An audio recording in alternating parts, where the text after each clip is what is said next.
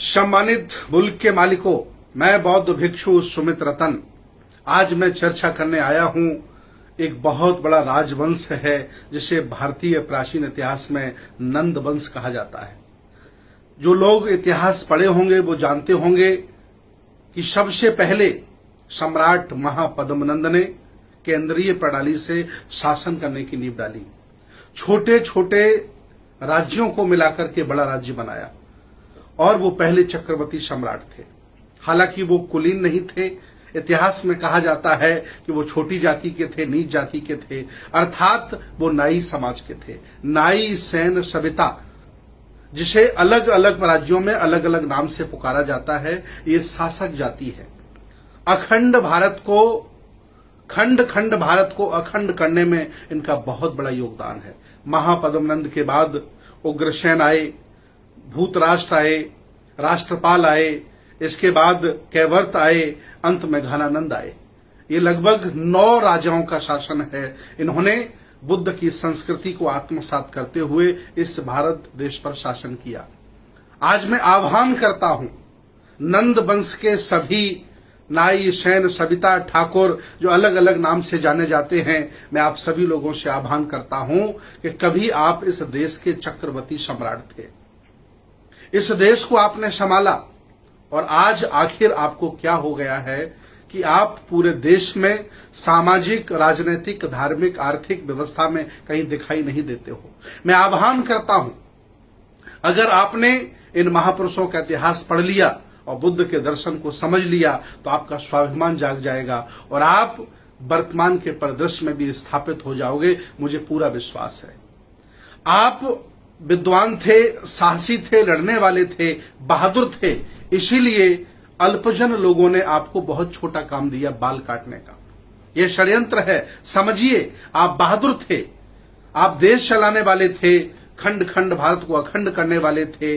आज जो आपके ऊपर शासन कर रहे हैं, कभी आपकी कृपा से ये लोग जीते थे, इसीलिए आपको इन लोगों ने सेवा का कार्य दिया। इवन संस्कारों में आपको नेक दिलवाया, अपमान कराया, एक शासक का अपमान कराया। मैं आज आपके अंदर स्वाभिमान भरना चाहता हूं और अपील करना चाहता हूं कि आप साधारण लोग नहीं हैं। आप छोटे लोग, असहाय लोग, कमजोर लोग, कोई बाल काटने वाले नहीं हैं। आप खंड खंड भारत को अखंड करने वाले हैं। आप महापद्मनंद के खानदान के लोग हैं। 9 राजा आपके हुए हैं। बहुत बड़ा पाटलिपुत्र का शासन आपने संभाला है। छोटे छोटे राज्यों को एक बड़ा रूप देने का काम किया है।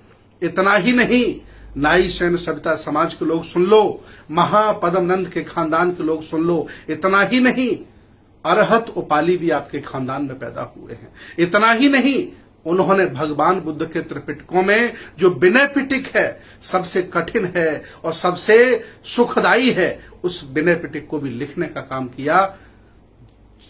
आपके पुरखों ने जिसको लिखा नहीं उसे आप पढ़ रहे हैं और आपके पुरखों ने जो लिखा वो आपके घरों में नहीं है। मैं अपील करता हूं नाई, सैन, सविता समाज के लोगों से कि आपके घर में विनय पिटक होना चाहिए, अरहत उपाली का चित्र होना चाहिए, महापद्मनंद के बाद घनानंद तक 9 राजाओं का चित्र होना चाहिए। आपको थोड़ा मौका मिला कर्पूरी ठाकुर के माध्यम से, आपने वर्तमान राजनीति में सबसे स्वच्छ, ईमानदार राजनीति करने का जज्बा दिखाया। लोगों की प्रेरणा आप बने।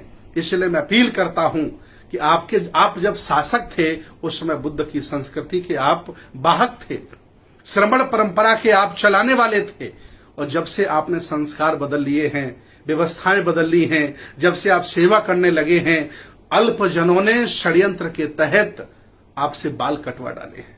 मैं चाहता हूं कि आप देश को चलाने लायक हैं, आप शासक हैं, आप शासक लोग हैं। जागो और अपने स्वाभिमान को, सम्मान को इकट्ठा करो। और मैं अपील करता हूं, आह्वान करता हूं, एक बार फिर निकल करके आओ। मैं आपको शासक के रूप में देखना चाहता हूं। जब तक आप आगे नहीं आओगे, लोग पीछे आपको धकेलते रहेंगे। मैं अपील करता हूं पूरे देश के, पूरे भारत में रह रहे नाई, सैन, सविता, ठाकुर वंश समाज के लोगों से, जो महापद्मनंद के खानदान के लोग हैं, आए और बुद्ध की संस्कृति को संभालें, नेतृत्व करें। आपने इस भारत का नेतृत्व किया है। आप कोई बाल काटने वाले लोग नहीं हो। आप विद्वान हो। आज भी आप जहां रहते हो वहां अपनी वाक्पटुता से, ज्ञान से लोगों को प्रभावित करते हो। आओ ये देश आपको पुकार रहा है। आओ, ये भारत की संस्कृति, बुद्ध की संस्कृति, श्रमण परंपरा आपको आह्वान कर रही है। आओ और इसका नेतृत्व करो। बहुत बहुत साधुवाद, बहुत बहुत धन्यवाद। सबकी जय हो।